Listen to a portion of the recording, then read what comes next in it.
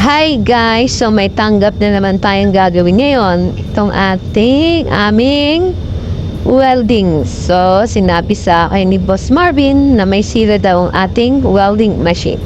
So ang sira pala nito guys is OC. May ilaw yung OC.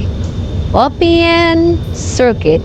Sabihin, may problema ang ating board. So hahanapin natin ngayon kung anong nagka-problema at anong nag-open circuit ng pyesa ng ating welding machine. So, yun nga, nabaklas ko na siya guys. So, naundi ko na video yung pagbaklas. So, yun na nga, ito na yung kanyang board. So, yan yung kanyang mga power MOSFET. So, yan yung mga yan. So, iisa-isa natin tanggalin yan. Ito pa, dami pa. So, iisa-isa natin guys, tanggalin muna yan kasi once na tinester natin yan dyan, automatic may maririting natin yan kasi naka-series connection lahat yung mga yan. So series parallel, so may mga maririting tayo dyan. So kailangan bago kayo mag-test ng ganyan, baklasin nyo lahat. So dyan na darating yung ating matindihang panghinang. So kailangan medyo alam ka sa panghihinang kasi masisira mo ang board pag ikay medyo yan na nga, nilabas ko na nga kay pang malaasang soldering station. So nakita nga guys, gumagamit ako ng soldering pump. So para maganda ang ating gagawin. So nakita nyo guys, nabaklos ko lahat siya. So ngayon iisa-isain natin, i-testing na tong atin. So yun, wala akong nakitang sira doon. Baklas na naman ako doon sa kabila. So, anim-anim to guys. So, wala. Ibig sabihin, wala doon. So, dito naman ako sa kabilang board. Magbabaklas guys ng isa-isa na naman. So, medyo matrabaho to kasi kailangan yung baklasin isa-isa. So, kailangan yun ng tiyaga.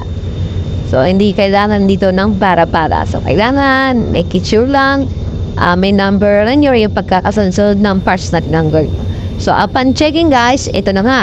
Ang nakita ko is ang sira is itong power MOSFET. Yan. So, di ba may reading siya? Itong iba, wala. So, dapat kasi ang reading yan guys, that is 1, di ba? 1, 2, 3 yan. So, ang gitna na yan, 2 yan yung ating ground. Common natin yan.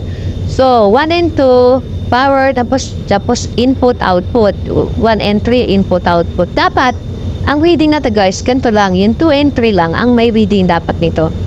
So, dapat yung 1 and 2 mo, wala siyang reading. Diba? So, ganyan. Nakita nyo yung tama siya. Pero itong isa sa pinakauna, nakita nyo, may reading yung 1 and 2 niya. Yun, diba? Dapat, ang reading nito, inasa dulo lang niya. So, yun lang. So, hope makatulong sa inyo. So, yun nga, yung sira niya. So, after that, assemble na natin. Tara! So, yun nga guys, after kung maayos is a-assemble natin. So, after that, yan nga pa yung na-assemble ko na. So, kulang pa yung mga power MOSFET. So, ilalagay pa rin natin yung mga power MOSFET. Then, iti-test natin to kahit kulang yung pyesa. Dapat wala na siyang OC, open circuit na alarm. Pero, hindi natin pwede muna gamitin, gawa ng baka mapersa. So, hintayin natin na yung pyesa. So, nakabit ko na guys yung power MOSFET niya. So, tetesting na natin yan. I-on ko na. On ko muna. Ay, hindi pa pala nakasaksak. So, ilasaksak ko muna din guys. Tapos, i-on na natin to. So, yan. Wala pa, diba nakatindi? So, yan na guys. So, yan guys. Naka-on na. So, nakita nyo, wala na siyang OC. Pero, hindi natin pwedeng gamitin to. Gawa nang wala pa yung parts. Ino-order lang pa ni Sir Brian. So, wait na lang natin yon, tapos pwede nang gamitin to. So yun lang guys, maraming salamat sa inyo. Hope na makatulong at magawa nyo din yung problema nyo sa welding machine nyo na katulad dito. So maraming salamat at ingat po tayo lagi. Have a nice day!